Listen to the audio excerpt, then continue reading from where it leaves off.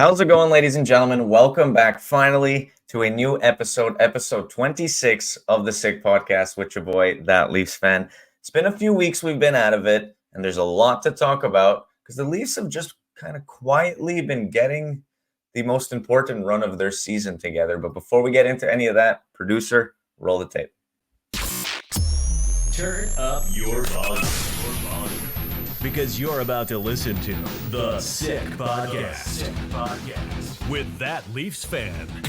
They score! They score! Holy mackerel, they score! Morgan Riley! Mo Riley! The Leafs have won it! They're going to the second round! Do you believe this? Holy mackerel! The sickest Toronto Maple Leafs podcast. It's gonna be sick. How's it going, everybody? Welcome back to another episode. Thank you so much for tuning in, wherever you're from, whoever you are. Appreciate you tuning in. Just lots to talk about. We haven't had an episode for a couple of weeks, with the Super Bowl and everything all over the place. But we're back now, and the consistency is going to get restarted. And speaking of consistency, the Toronto Maple Leafs secretly going on like a 4-game win streak, 8-2 in their last 10.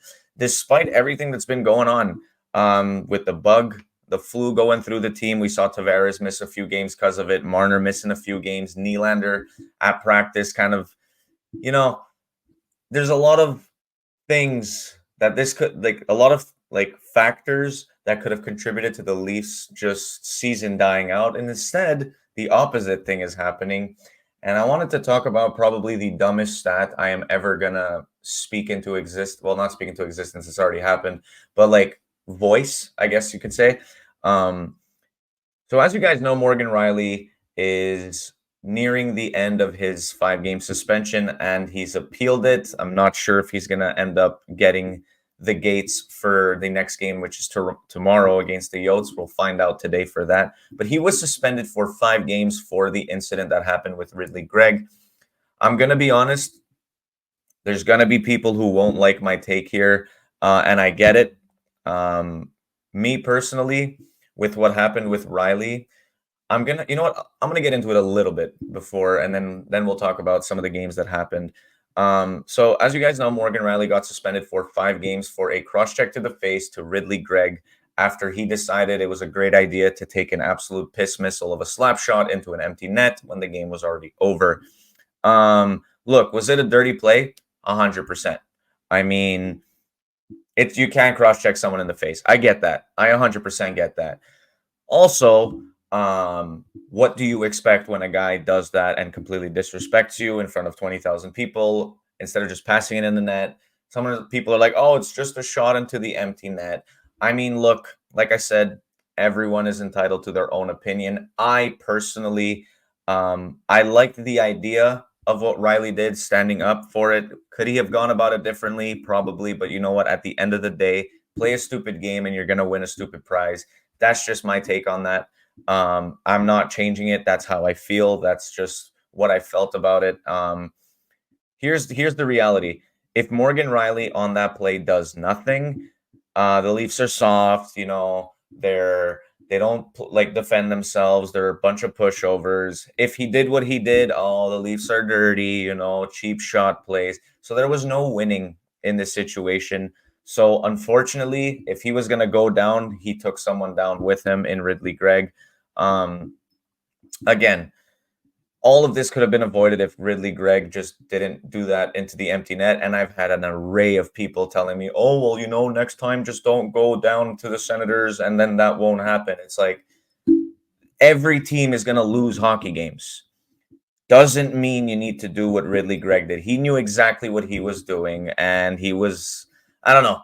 I wasn't, again, I'm not for cross-checking someone in the face. I want to make that very clear. However, Ridly Greig knew, I don't care who you are. I don't care what the views are. He knew exactly what he was doing, and I don't know how he didn't expect something of a retaliation to come his way. I mean, just don't be an idiot. It's that simple. Did he deserve a cross-check to the face?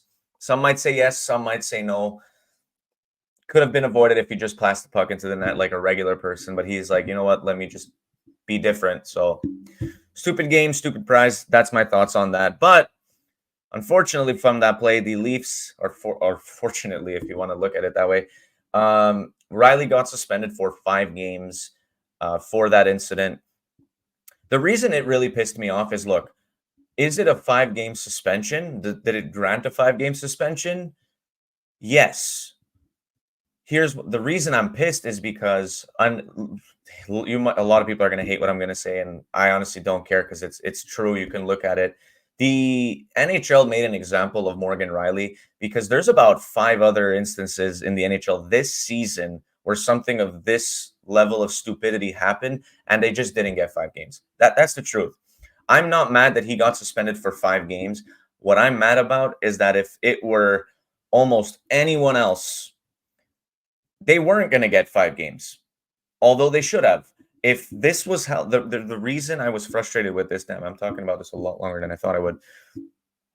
If the league, the NHL, handled this the way they did every time, I don't have a problem with it at all. I really don't have a problem with it. Yes, you can't do that. Yes, you can't use your stick as a weapon. I get that. You definitely should be suspended. You should be penalized for it 100%, regardless of your history. You just can't do that.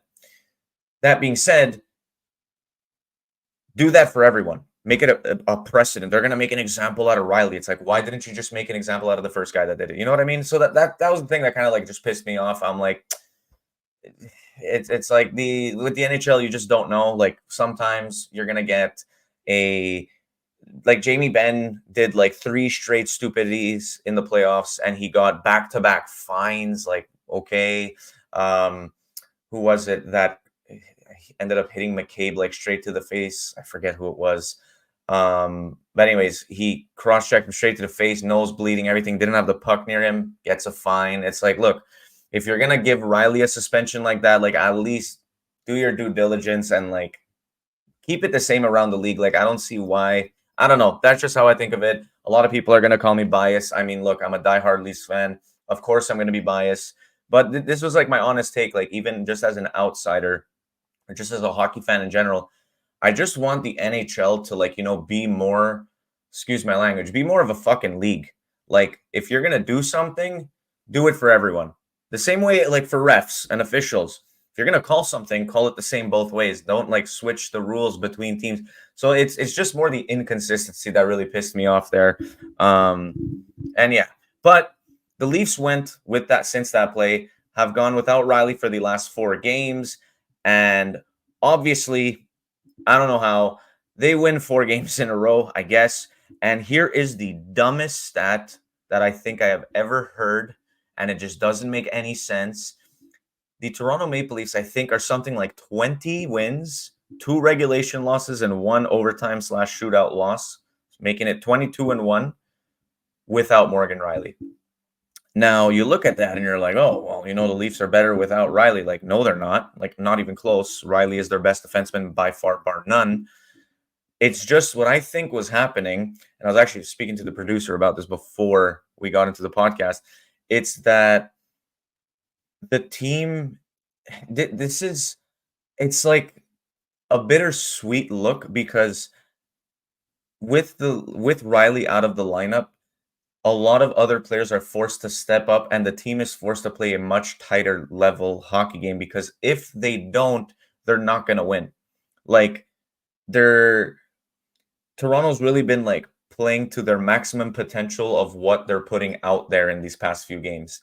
Like with the exception of a couple of mistakes in, like you see, like, look, a couple of mistakes in, let's say the Flyers game, they were like they could have easily lost that game like this, like flick of a finger, they were going to lose that one. And then you see them play like the Blues back to back, and they played a near flawless game, and it was just enough for the win. My point being is that the team they're putting on the ice now, due to the circumstances of some of their players being suspended, ill, whatnot, couple of injuries, they are forced to play the most perfect game that they can possibly put, and they have to give a 60-minute effort or they're just not going to win. And again, the bittersweetness of that is when Riley comes back, I hope that they just keep playing to this level and now have Riley in their lineup rather than, oh, Riley's back. Oh, Tavares is no longer sick. And, everyone's back in form. Now we can kind of just ride out the stars. And, if we make a mistake, bats, okay, they'll bail us out later on. No, keep playing to the level that you're playing and add or regain one of your star players back. And it's only going to go better from there. I think with the star power that the Leafs have, oftentimes we rely on the star power to bail us out. Whereas in these last couple of games, yes, Matthews has been electric, and we're going to get to that. Yes, Marner has been electric, Nylander electric, but we're seeing a lot of other guys forced to step into a higher role and a higher responsibility in the lineup. And they're doing exactly that. And it's not just like, oh, they're scoring, because yes, they are, like in terms of Matthew Knies, Nick Robertson, Bobby McMahon, by the way, we'll get to that. I think Simon Benoit is doing his job in the back. Timothy Liljegren stepping up. Jake McCabe really like summoning into like I don't know if that's the right word, coming into like his own, like at the back, because he has to. TJ Brody stepping up, like all these guys stepping up is in the absence of the other players. This is what you have to do to win the games. But what I was getting at is I hope that they keep this exact same level of tenacity and like low, how do you want to say it? Like a lot less like brain farts and like malfunctions of their own, and just keep it simple. Like the Leafs have played a very simple brand of hockey in the last 4 games, and that is simply, well, for the most part, they've just started the games on time, shift in, shift out.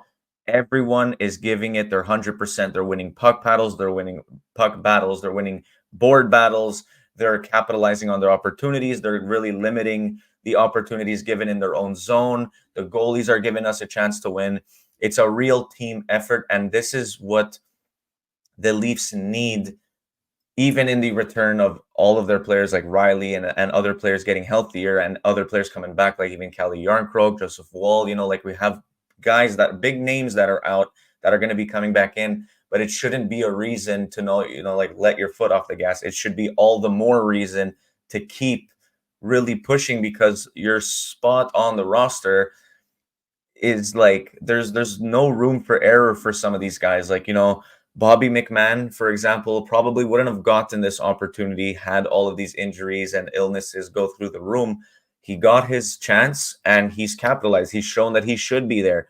And he's going to have to keep playing like that, though, now. He can't just stop. He has to give that. I'm not saying he needs a hat trick or even a goal every game, but he's going to have to really bring it every single game.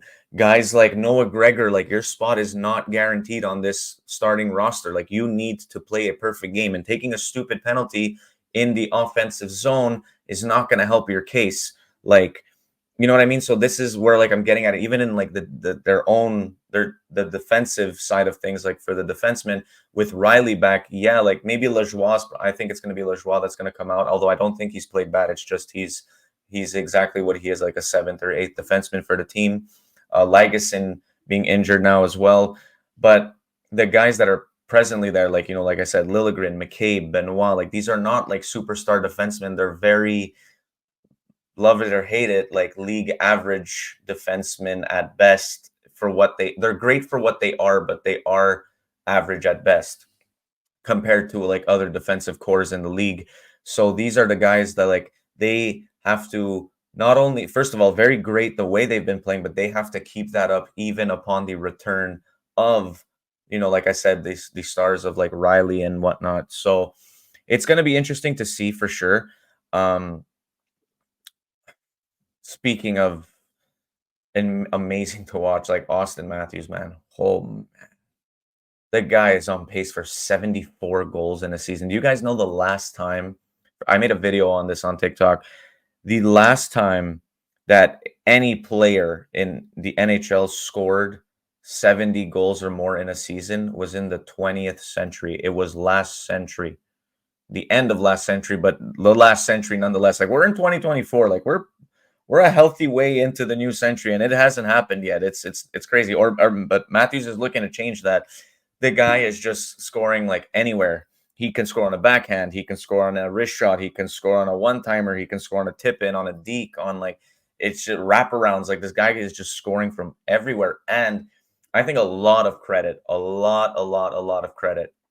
Not to take anything away from Matthews, I think a lot of credit should be given to Marner because this guy is finding Matthews and Matthews is like capitalizing. He's not missing on any of the chances he's given.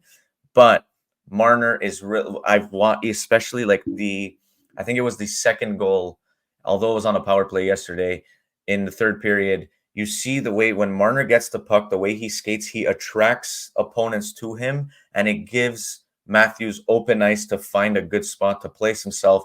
Marner goes behind the net, brings a guy with him, and everyone starts puck watching because it's going so fast that, like, you're trying to stay like useful in the play as the other team. And in that time that the team is scrambling to, get to their assignment or to get to the puck, which is Marner that has it, he's already brought 2 or 3 guys with him opening the ice for Matthews. Marner finds Matthews tape to tape, and Matthews just won't miss because he's the best goal scorer in the league right now. So it's just a great combination. And there's a lot of people that are like, we should trade Marner and this and that and the other thing. I'm not saying that Matthews isn't the greatest goal scorer on his own. Like, he is, bar none, like right now at least, the greatest goal scorer in the league, and it's like not close. It's really not close if you go and look at the scoring lead. But a lot of the plays are facilitated, meaning that he's in a good spot. He puts himself in a good position to succeed, but the plays are facilitated, oftentimes started from Mitch Marner. He finds him in open ice. He feeds him the puck. Like I said, he gives him the chance because there's not a lot of space in the NHL.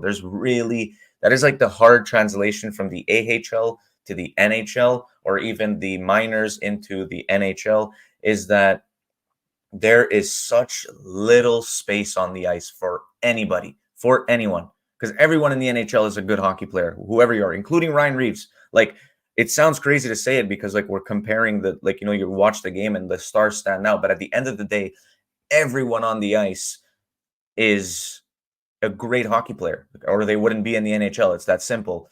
And for that reason, they're so good at their positions. They're very good at, being a part of the game. So there's just such little room on the ice. And for Matthews to have the room that he does, yes, in part is him finding his own space, but it also has to do with what the teammates around him are doing. And in this case, Marner, who is able to bring the guys towards him and then release the puck to Matthews into that open space that he has.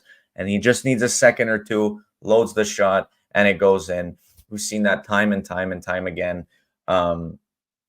It's a lethal duo, and I think it's a very underrated duo, if you want to call it. Like, I honestly, like, I don't think they're the number one. Like, I think Draisaitl McDavid is nasty. I think Rantanen McKinnon is nasty. Pasternak and Marchand, that duo is nasty. Like, there's a lot of nasty duos, but Marner and Matthews are 100% a part of those like level of elite duos, because watching them together is like, it's truly a work of art. Like, as a Leafs fan, I've watched a team that had like Chris Versteeg, Leo Komarov, Lee Stepniak, and like that was like our first liner, like P.A. Parento, like that was like our best guys. Like no disrespect to these guys, again, they're good players, but if that's on your first line, like I was used to watching a team like the Hawks right now without the Connor Bedard. Like that team that they're icing, I was used to watching that for like 5 to 6 to 8 years, like in a row. And so like I'm just trying to like to tell Leaf fans right now, like, enjoy this. Like, obviously we get caught up in their playoff woes and all of that stuff, but at the end of the day, we're talking about the fact that we are witnessing in Leafs history, guaranteed, the greatest goal scorer we have ever seen. These star-studded players like Marner. When was the last time we had guys? We have 3 different 26, 27-year-old superstars on our team that are shattering historic Leaf records. Like, and it's not close. They're 26 to 27 years old. They still got like 10 years to go. And they're already, like, Matthews is very close. like within a season, I think by like the end of next season, he's gonna be in the Leafs lead for all-time goals. Like it doesn't make sense. Like we're talking about a team that has history of like over 100 years. He's about to beat the record at like 27 years old, 26, 27 years old. It's insane. So for that reason, enjoy it, soak it in. Don't take it for granted. I'm telling you, do not take it for granted. I have seen bad teams of the Leafs be iced. It is not fun. It is not pleasant to watch. No disrespect to these guys, but like when Leo Komarov's your best player, it's not going well. So enjoy the team we are icing right now. Obviously, we have a huge push ahead to try to get into the playoffs. But as it stands right now, we're seeing a lot of the guys step into their role. We're seeing goaltenders give us a chance to win every game. We're seeing a much tighter, much great effort given by the team. And most importantly, it is led by exactly what it should be led by, which is our superstars. So guys, I'm going to leave it at that for today. We are going to have another episode later on this week following our West Coast 10 p.m. start. So make sure, you get that sleep in, because tomorrow we got a game at 10 p.m. if you're from the East Coast. And then followed right after that, another 10 p.m. start and against the Vegas Golden Knights. So that should be a whole lot of things to talk about, but we'll see how that goes. Thank you very much for watching. If you did enjoy, please make sure to drop that subscribe button, hit the like button. Feel free to drop a comment. Let me know what you think. I just want to know if there's anything you guys want me to talk about, something you think I missed, something if you have a different opinion or the same one, whatever it is. Feel free to drop a comment, share it to a friend. I'll see you guys in the next one. Go Leafs, go. Next stop, the Arizona Coyotes. I'll see you guys in the next one. Take care. And that's a wrap. Hope you don't miss us too much until next time. Follow the Sick Podcast with That Leafs Fan on YouTube, Facebook, Google Play, and Apple Podcasts.